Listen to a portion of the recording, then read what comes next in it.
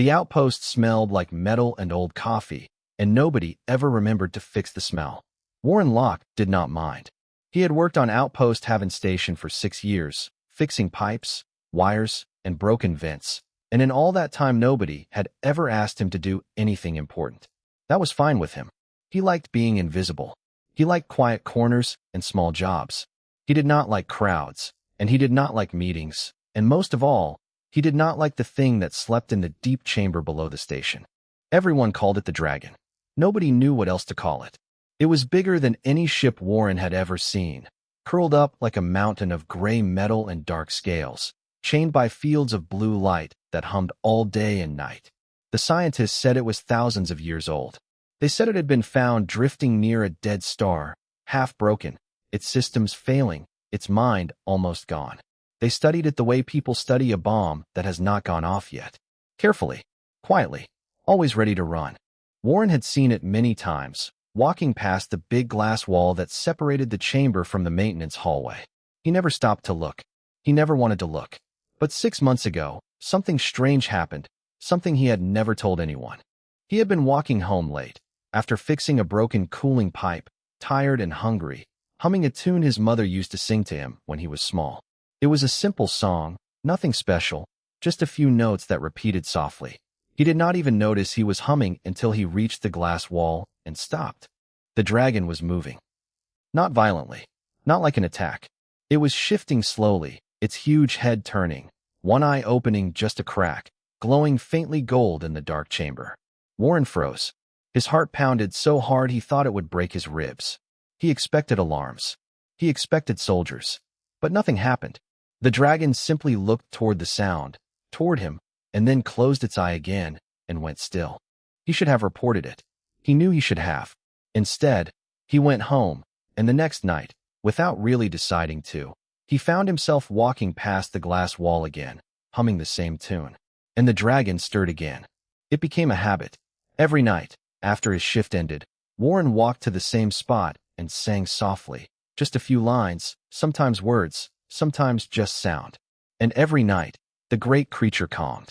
Its huge chest, which sometimes rose and fell too fast, like something in pain, would slow down. The blue chains around it would hum less.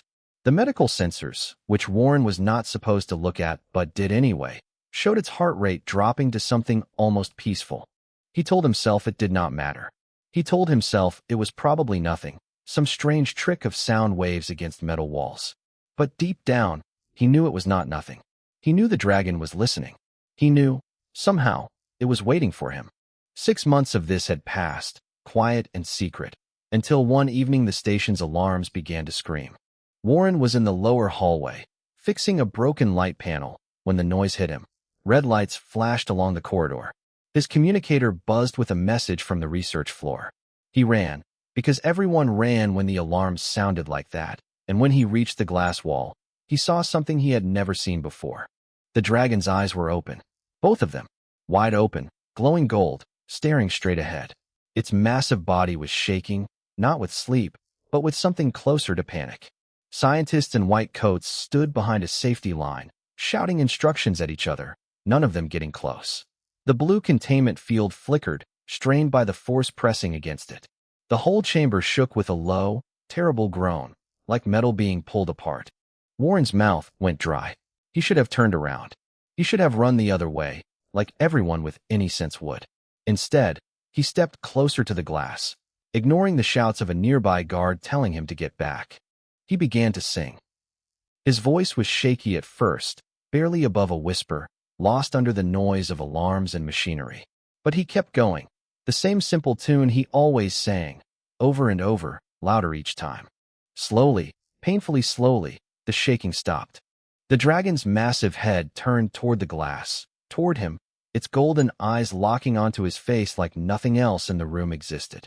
The groaning of the metal stopped. The blue field steadied. The room, which had been filled with panic only moments before, went almost silent, except for Warren's voice and the slow, deep breathing of the creature behind the glass. Nobody said a word. The scientists stared at Warren like he had done something impossible. In a way, he had. He had done what months of research and machines and soldiers could not do. He had calmed a monster with nothing but a song. Director Kessler, the head of research, pushed through the crowd of scientists, her face pale, her eyes fixed on Warren with a look he could not quite understand. Surprise, suspicion, maybe even fear. "Who are you?" she asked, though she clearly already knew his name from his uniform badge. It was not really a question about his identity. It was a question about what he had just done, and why. Out of everyone on this station, the dragon had chosen him. Warren did not have an answer. He only knew one thing for certain. Standing there with his heart still racing and the creature's golden eyes still watching him through the glass. Whatever this thing was, it remembered him, and it was never going to let him go. 3 days after the alarms, Warren found himself sitting in a small white room, across from Director Kessler, a cup of untouched tea going cold in front of him. He had never been inside the research wing before. He had never wanted to be. Now he had no choice. "You understand," Kessler said, folding her hands on the table, "that what happened was not normal." Warren nodded.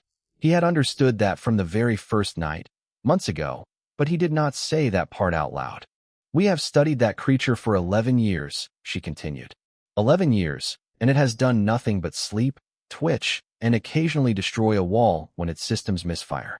We have tried sound therapy, chemical stimulation, even direct neural contact through old alien technology we barely understand. Nothing worked. And then you walk up to the glass and hum a tune, and it calms down like a child falling asleep." "I didn't mean for it to happen," Warren said quietly. "I was just singing. It's a habit." Kessler studied him for a long moment, as if trying to decide whether he was hiding something clever or was simply, truly, an ordinary man who got lucky. She seemed to settle on the second option, which did not seem to make her happy either. "We want you to keep doing it," she said finally. "Officially, as part of a research team." That was how Warren, a maintenance worker who fixed pipes and lights, became something the station called a behavioral stabilizer.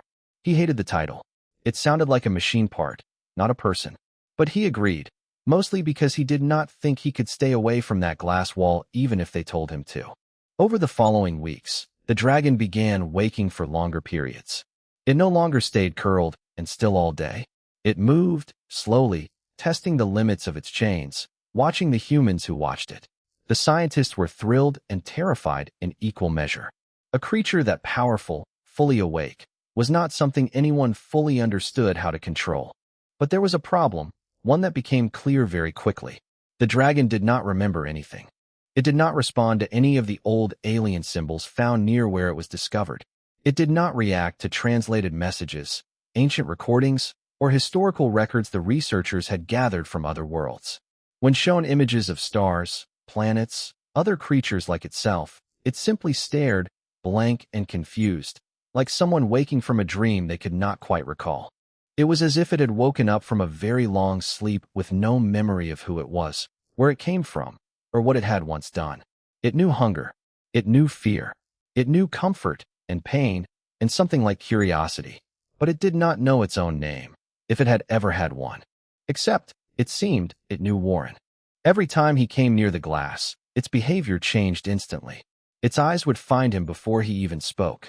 Its huge body, tense and alert around everyone else, would relax the moment his voice filled the chamber. The scientists recorded everything, fascinated and baffled, unable to explain why one ordinary human seemed to be the only key to calming a creature powerful enough to level a city. Warren began spending more time near the chamber, not because he was ordered to, but because he wanted to. He started talking to it, softly, even though it could not answer in words. He started noticing small things. The way its ears, if they could be called that, twitched when he changed the tone of his voice. The way its huge claws, sharp enough to tear through steel, moved slowly and carefully whenever he was close, as if it was being gentle on purpose. One evening, after weeks of this, Warren gave it a name. "Haven," he said, almost without thinking, as the creature watched him through the glass. "That's what I'll call you. You don't remember your name, so I'm giving you a new one." The dragon tilted its massive head, golden eyes narrowing slightly, as if testing the sound in its mind. Then, slowly, its low chest rumbled, a sound that was not quite a growl and not quite a purr, something in between, something that felt almost like agreement. From that day, Warren stopped calling it the dragon in his own mind. It was Haven now, not a weapon, not an experiment, a person, lost and confused, who happened to be the size of a mountain. Not everyone shared his view. Word of Haven's awakening spread beyond the station faster than anyone expected.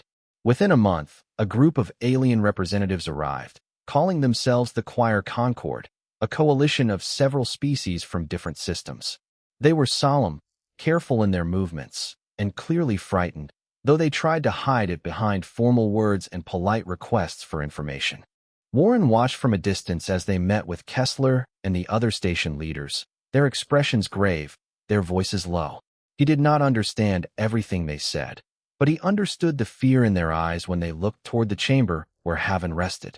That night, as Warren stood by the glass and began to sing, Haven's eyes opened slowly, following him the way they always did. But there was something different in the air, something Warren could not quite name. The visitor's fear had settled into the station like a cold fog, and for the first time since this all began, Warren felt afraid too. Not of Haven, never of Haven. He was afraid of what people would do to protect themselves from something they did not understand. Rain fell against the station's outer shields the night Commander Alistair Rourke arrived, though of course it was not real rain, just the automatic system that cooled the outer hull and made a sound like rain inside the walls. Warren had always liked that sound. Tonight, it felt heavier than usual, like the whole station was holding its breath. Rourke was tall, quiet, and moved like a man who had spent his whole life following orders without asking too many questions. He did not smile when he shook Kessler's hand, and he did not smile when he was introduced to Warren either. He simply studied him, the way a soldier studies a strange weapon he has never seen used before. "So you're the one," Rourke said. "The one it listens to." "I don't know if listens is the right word," Warren said. "It just calms down. That's all."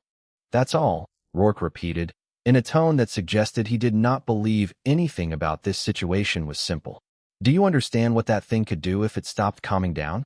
Do you understand what it could do to this station, to the nearby systems, if it woke up angry and confused, with no memory and no control?" Warren did not answer right away. He had thought about it, more than once, lying awake in his small quarters after his nightly visits to the glass wall. He had seen the size of Haven's claws. He had seen the way the chamber shook when it moved too quickly. He was not foolish enough to pretend there was no danger. "I understand," he said finally. "That's why I keep singing to it." Rourke's expression did not change, but something in his eyes shifted slightly, a flicker of thought Warren could not quite read. Over the following days, the research team worked faster than ever, trying to piece together where Haven had come from and what it had once been. Warren was not part of the technical work, but he was allowed to sit in on some of the meetings now, mostly because Kessler had realized that his presence sometimes calmed the room the same way it calmed Haven. Slowly, fragments of the past began to surface. Old records, recovered from the wreckage where Haven had first been found, spoke of a species long extinct, a species that had once bonded with massive guardian creatures like Haven. These guardians were not weapons built for war. They were protectors, tied to entire star systems, meant to defend, not destroy. Something had happened, some catastrophe lost to history, that wiped out the species Haven had once protected, leaving the Guardian drifting alone for centuries, its systems failing, its mind slowly forgetting everything it had once known. Warren listened to this information with a strange, heavy feeling in his chest. Haven had once had a purpose, a family of sorts, an entire world it cared for. And now it had nothing left but broken memories and the sound of one human's voice.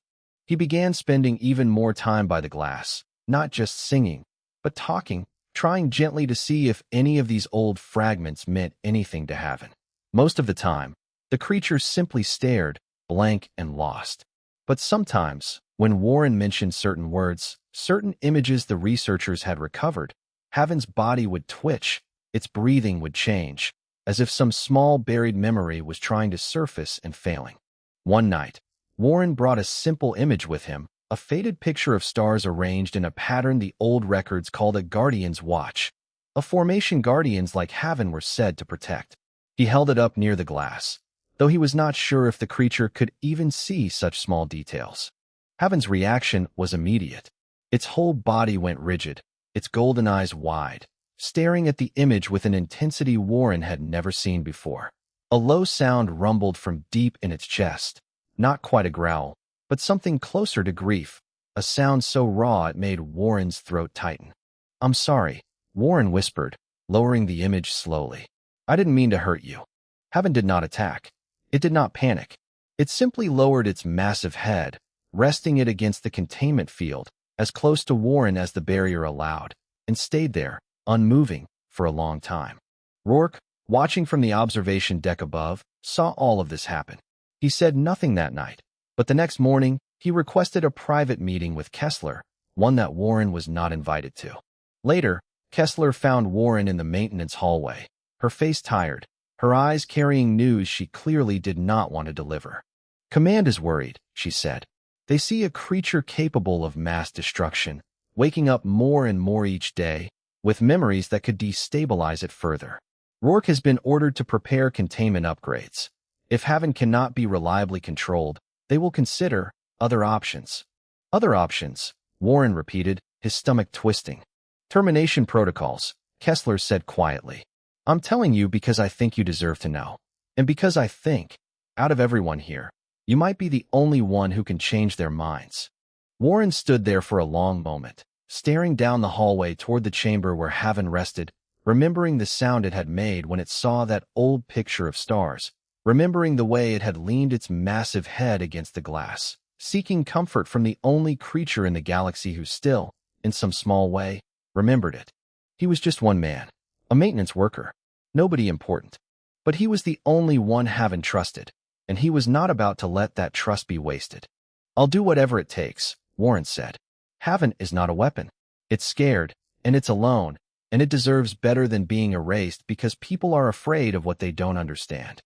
Kessler looked at him for a long moment, then nodded slowly, though her eyes still carried worry. "I hope you're right," she said, "because if you're wrong, we may not get a second chance to find out." The meeting room was too full for its size, packed with station officials, researchers, soldiers, and the delegation from the Choir Concord, all crammed together under bright lights that made everyone look tired and pale. Warren stood near the back, feeling out of place in his simple gray uniform among the polished officers and the strange, formally dressed alien representatives. The lead speaker for the Concord was a tall, thin being with pale silver skin and deep-set violet eyes, who introduced herself simply as Speaker Orrin. Her voice was calm, but there was something old and heavy behind it, the voice of someone who had seen terrible things and did not want to see them again. "Long ago," she began, "before your species had left your own world, our people were protected by beings like the one you call Haven. Guardians, bonded to stars, to worlds, to the species who cared for them. We built temples in their honor. We sang songs to them, much like your man there sings to this one now." She glanced briefly at Warren, and for a moment her expression softened, though it hardened again just as quickly. "But guardians are not meant to exist without their bond," she continued. "Without memory, without purpose, without the connection that gives them stability, they become something else. We have seen it happen twice before, on worlds long gone now.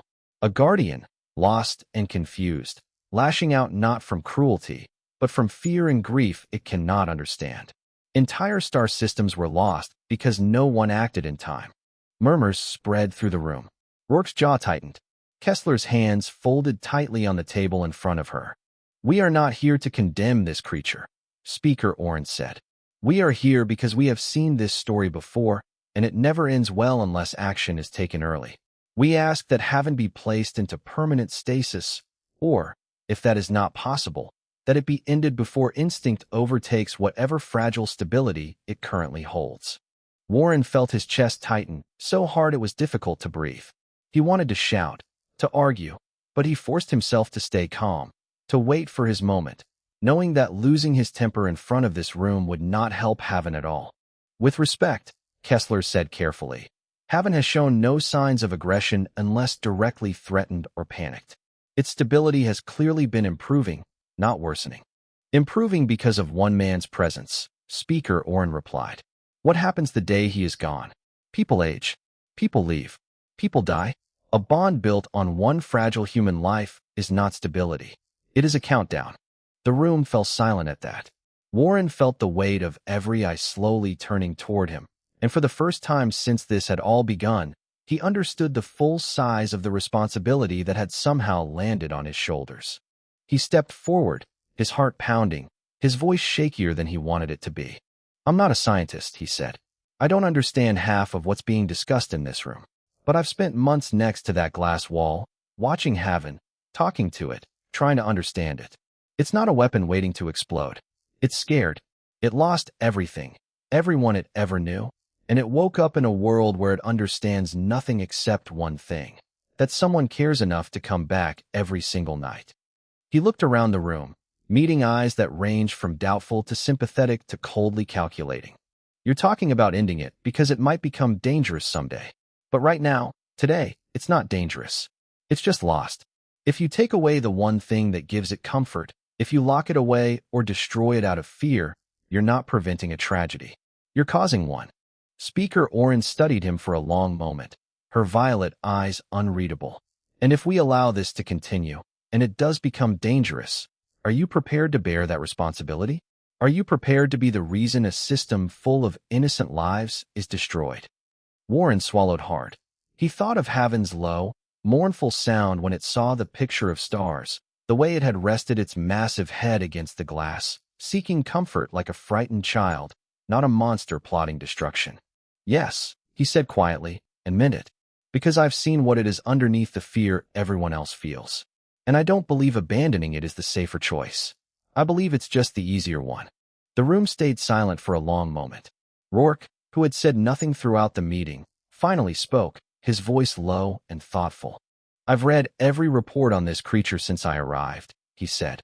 "I came here believing it was a liability waiting to happen. But I also watched the footage from 3 nights ago, when it saw that old image and reacted with grief, not rage. A weapon does not grieve. A weapon does not seek comfort." He turned to Speaker Oren. "I understand your fear. I respect what your people have lived through. But ending Haven now, based on what it might become, without giving it a real chance to heal, feels less like protection and more like punishment for something it hasn't even done." Speaker Oren's expression remained guarded, but something in her posture eased slightly. "The Concord will need time to consider this," she said finally. "But know this. We will not simply walk away and hope for the best. If Haven shows any sign of losing control, we will act, swiftly and without hesitation." The meeting ended not with agreement, but with a fragile, temporary peace, a pause rather than a resolution. As the room emptied, Warren felt Kessler's hand briefly rest on his shoulder, a small gesture of support that meant more to him than she probably realized. That night, as he walked to the glass wall, his legs still shaking from the meeting, he found Haven already awake, waiting, its golden eyes following his every step. "We're not out of danger yet," Warren said softly, settling into his usual spot. "But we bought some time." Haven's chest rumbled quietly, almost like a question, as if it somehow understood that something important had happened, even if it did not fully understand what. Warren began to sing, his voice steadier now, filled with a new kind of determination. He was not going to let fear decide Haven's fate, not while he still had a voice left to fight with. It happened on a night that started like any other, which was exactly why nobody was ready for it. Warren had just finished his shift, tired but calm, walking his usual path toward the glass wall with a small tune already forming in his mind. He noticed nothing unusual at first. The hallway lights were normal.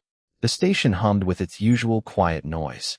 It was not until he reached the observation deck that he saw the shuttle bay lights blinking red in the distance, and felt the first cold twist of worry settle into his stomach. He picked up his pace, and when he reached the chamber, his worry turned to fear. A group of armed figures, wearing the pale gray armor of the Choir Concord's Enforcement Division, were moving through the lower access halls, quiet and quick, clearly not part of any authorized station activity. He understood immediately.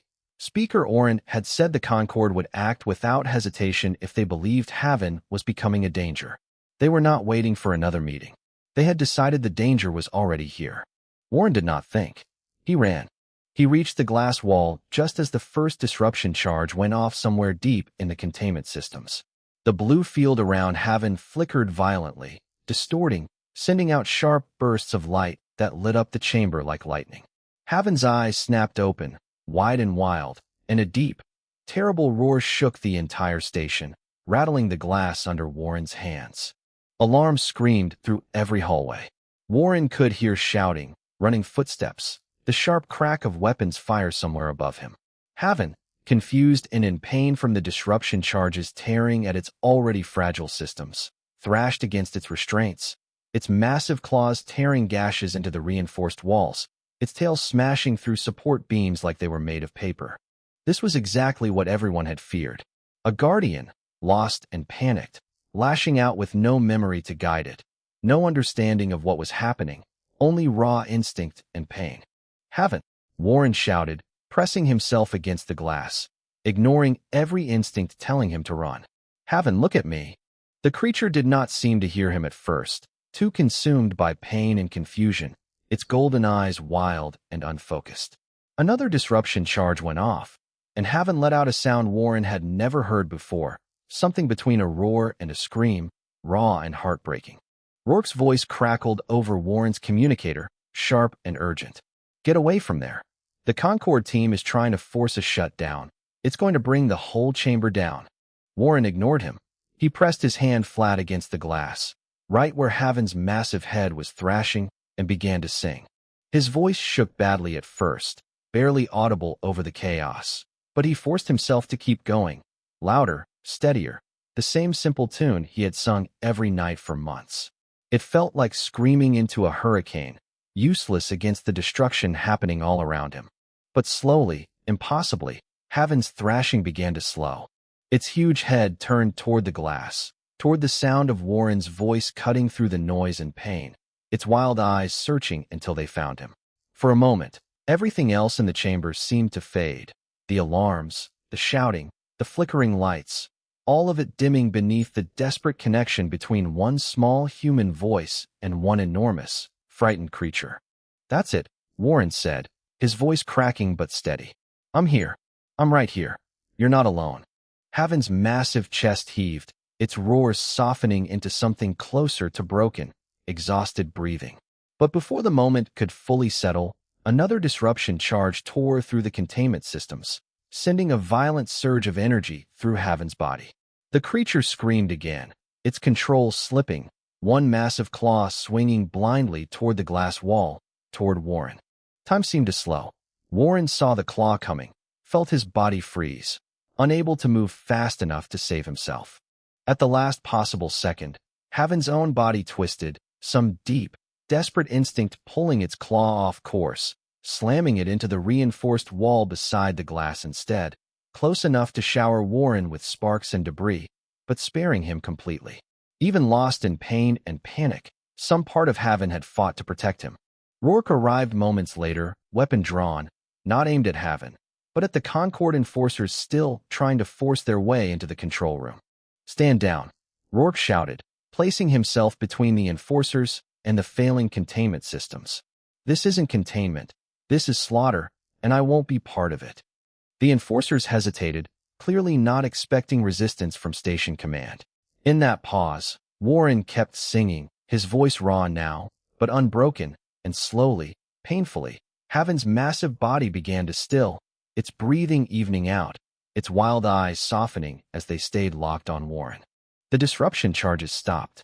The chamber, torn and scarred, fell into a heavy, exhausted silence, broken only by Warren's quiet, trembling voice, and the slow, steady breathing of the creature he had somehow, against every terrible odds, brought back from the edge.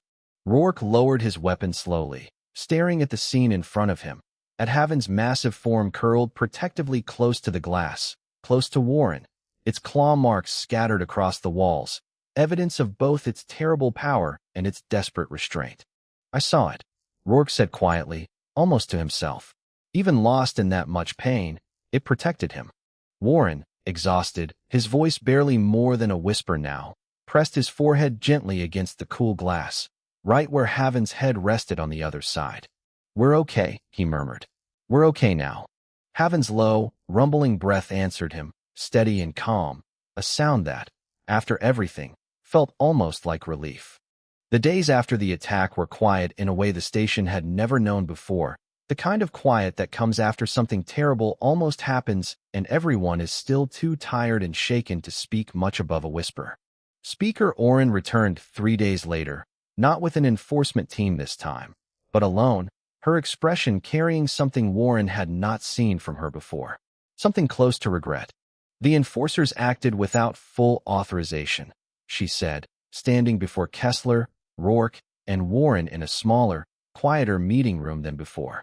The Concord Council has already begun an investigation into their actions. I am sorry.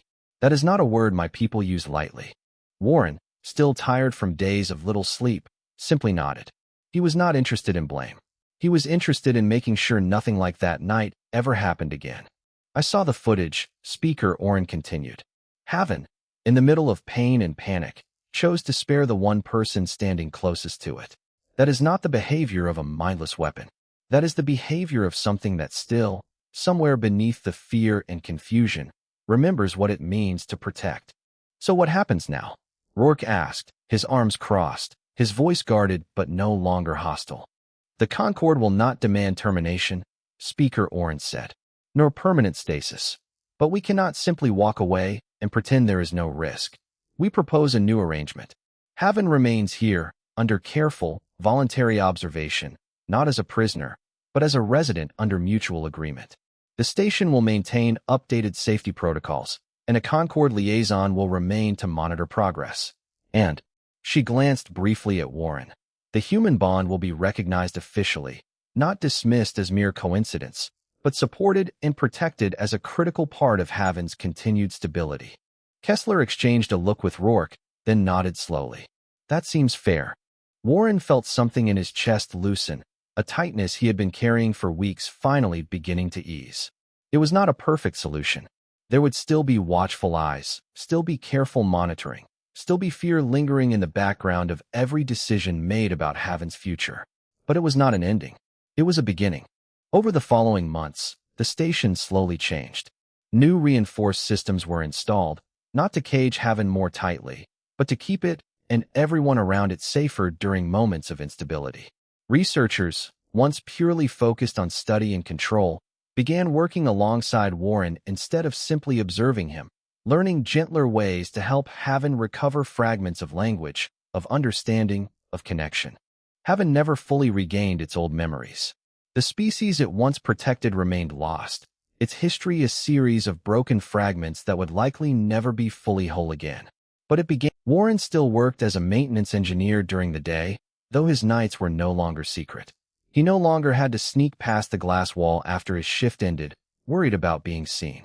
Instead, people nodded to him respectfully as he passed, some even thanking him quietly, aware now of exactly how much they owed to one ordinary man and his simple, unwavering habit of showing up.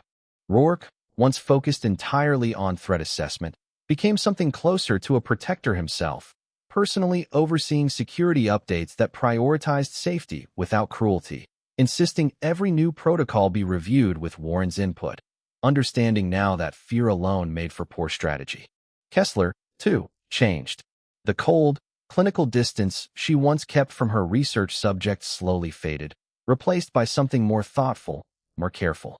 She began referring to Haven by name in her official reports, a small change that meant more than most people realized. One evening, many months after that terrible night, Warren stood by the glass wall as he always did, though the wall itself had been rebuilt, stronger now, but with a new addition, a small door, built specially so that on calm, monitored days, Warren could step directly into the chamber, close enough to rest his hand against Haven's massive side. He did so now, feeling the slow, steady rise and fall of the creature's breathing beneath his palm, warm and alive, nothing like the cold, distant monster people had once feared. "You did good today," Warren said softly. Earlier, Haven had successfully repeated a full sentence back to one of the researchers, the most complex piece of language it had managed since waking. A small victory, but a real one. Haven's low rumble answered him, content and calm, its golden eyes half closed in something close to peaceful rest. Warren began to hum, the same simple tune he always sang, the one that had started this entire journey without either of them realizing it. He did not know everything about Haven's past. He probably never would. The stars it once protected were gone. The species it once served long extinct, its memories scattered and lost across centuries of pain and silence. But identity, Warren had come to understand, was not only built from memory. It was built from choices made again and again, day after day. Haven chose gentleness even in pain. It chose protection even in fear.